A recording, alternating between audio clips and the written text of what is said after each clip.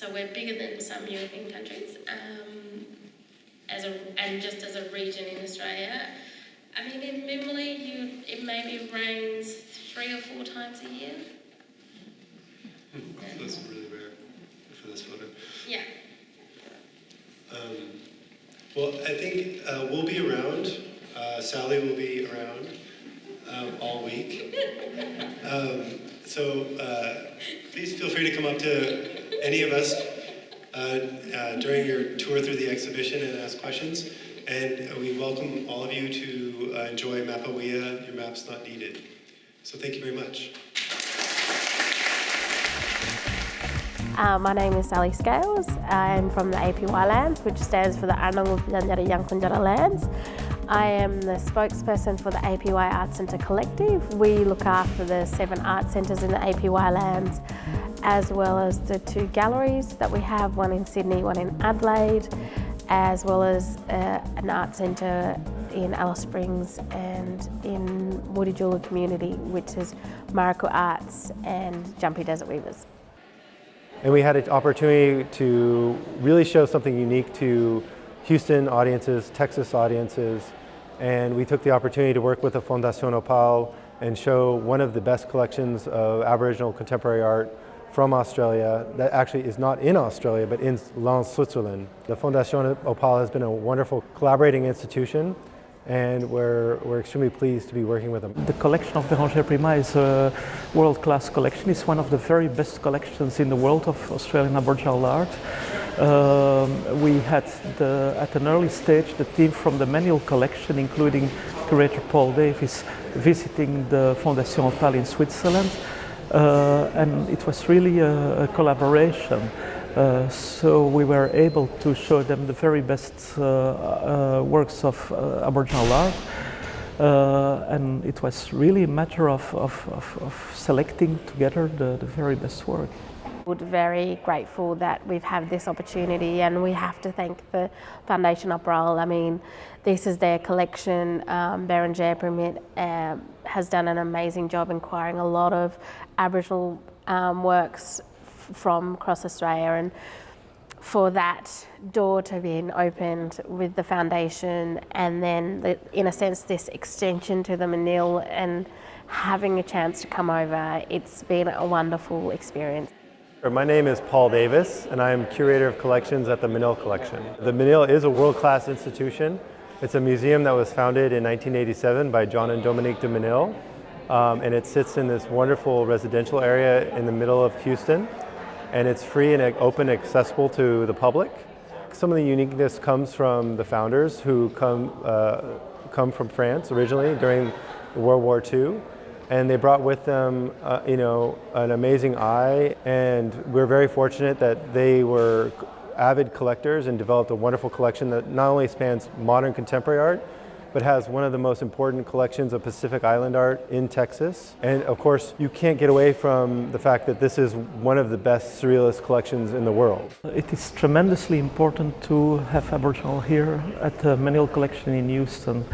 To start with, Aboriginal art hasn't been shown that much in the United States, in Europe, so there is still a lot of work to be done to present Aboriginal art in contemporary art museums. It is a contemporary art, of course. Why the Menil collection? Well, the Menil collection, if you look at its collection, some of the oldest works of art go back some thousands of years. The very oldest is even 15,000 years old. It is a bone, a carved bone. They have works of art from all across the world, but they haven't shown Aboriginal art yet. So Aboriginal art is as well contemporary art, but at the same time it has a pedigree of many tens of thousands of years. So in that sense it is at the same time prehistory and contemporary art, which makes it quite unique. I'm Georges Petitjean. I'm the curator of the collection Bérengère Prima.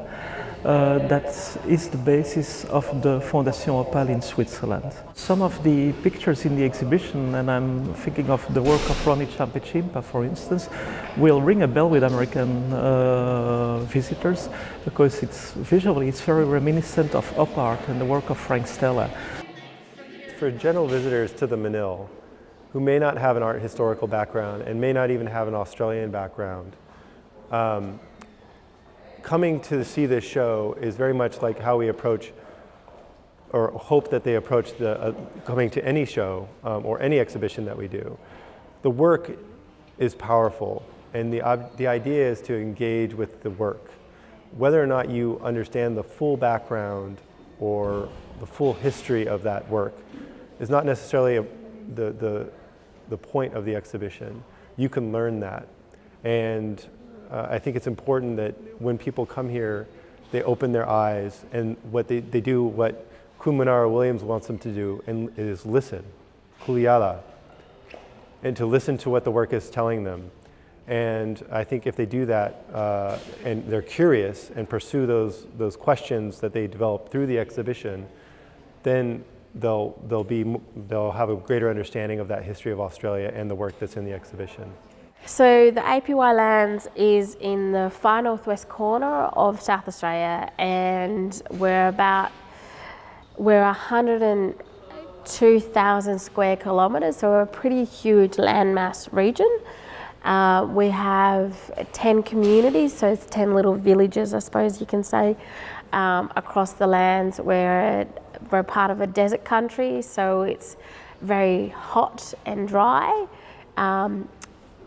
But unlike Houston, we don't have humidity, which I really enjoy. The other piece that we have from the APY Lands is Mike Williams' piece, which is where the title Mapa Wiya comes from. You know, your map's not needed, and he was very much a political man who was involved with the land rights, involved in all of that sort of stuff. And so his piece, which he's done on the mail bags, which is, it says on there, it's an offence to write or draw on this, and he's crossed out bag and wrote Manta and Jukurpa, which means like this land is Aboriginal land. It's really much a political statement in the fact that sovereignty was never ceded, this country is ours, your map's not needed. So for me as a curator, what really attracted me to this exhibition and the theme of the exhibition was the idea of country and the idea of Indigenous land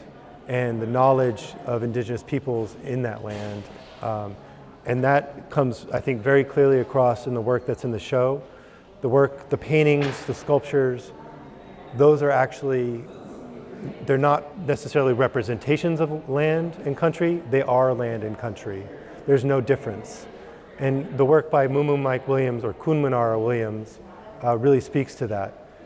His work, which focuses on the political side of land rights and the struggles of Aboriginal peoples during the 19th and 20th century, really speaks to these ideas of land rights and the power of Indigenous people's knowledge of the land. Every artist from that show is doing an extension of themselves and an extension of their country in every piece as you're walking around, you know, from Rover Thomas's piece to, you know, Patty Bedford's to, you know, Teresa Baker, and that collaborative piece she does is truly an extension of the artist and of their country. Yeah, the Aboriginal culture is a culture with very little material possessions. The culture is really a spiritual culture.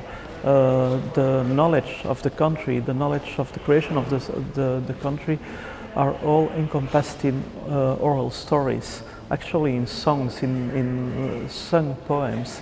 So these paintings, after all, even if they are contemporary creations, they are visualizations of poems, of sung poems. And in that sense, they are material presentations of something that at the very core, at the very basis, is totally immaterial. In the APY Lands, we've got artists who do pottery works, and there's one of the colours that is used by some of the artists is what they'll actually do is collect the soot from after it's rained and the muddy land, when that's dried, the clay layer, they collect that and then they grind that into a pigment, I suppose, and then they will use that when they in their pottery works for the colour. We still do puna works, we still do wooden work, so the spears, the tools, the piri, the bowls, or the kulaman still use, we still make those, and that's very much still from the land and from nature. We use acrylic because it's durable, it's bendable. We can't transport pieces like that, frames, across the country because it would cost a lot of money. So we use as acrylics because when we roll it, unroll it, all of that. So one of my favorite pieces in the show is it's called Postbag, which the title is not very seductive, perhaps, but it's very powerful because what the artist has done, Kunmanar Williams, has taken a postbag, an Australian official document from the government, and usurped it and taken it and written and painted on it. And what he's done is utilize it for his own purposes and turned it into an Aboriginal object. So he makes the bag about the land and the dreaming, which is a really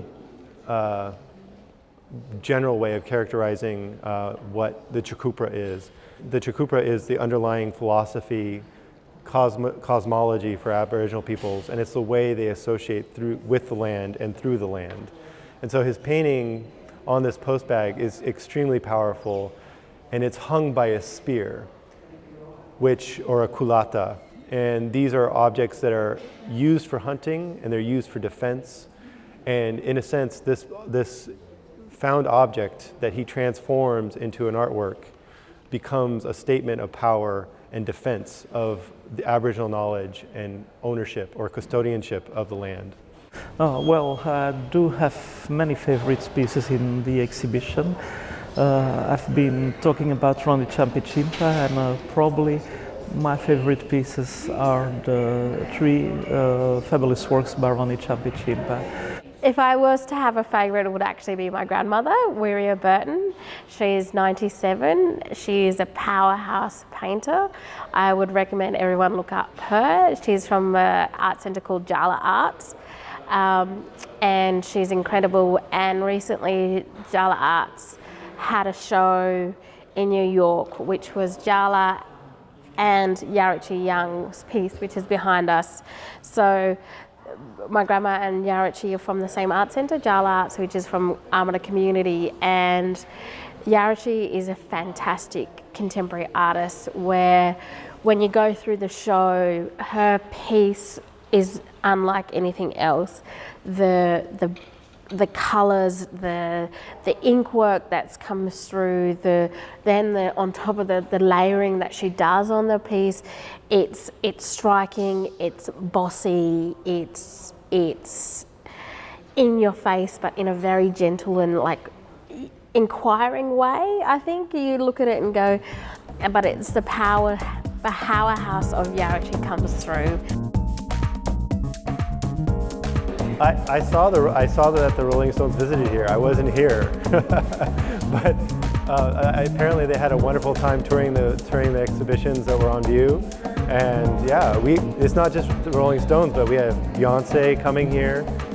We have lots of really well-known, famous celebrities coming through the Menil collection.